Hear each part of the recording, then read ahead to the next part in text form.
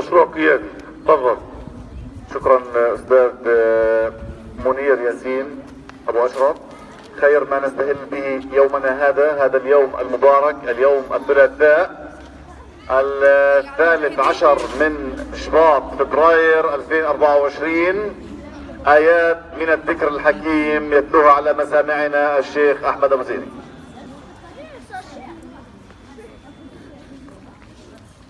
أعوذ بالله من الشيطان الرجيم.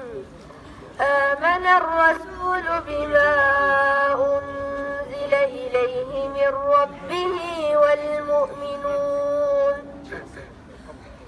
كل آمن بالله وملائكته وكتبه ورسله لا نفرق بين أحد من رسله وقالوا سمعنا وأطعنا غفرانك ربنا وإليك المصير. لا يكلف الله نفسا إلا وسعها لها ما كسبت وعليها ما اكتسبت. ربنا لا تؤاخذنا إن نسينا أو أخطأنا.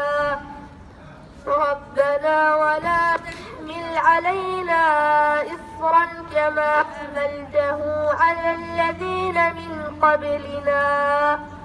ربنا ولا تحملنا ما لا طاقة لنا به واعف عنا واغفر لنا وارحمنا أنت مولانا فانصرنا على القوم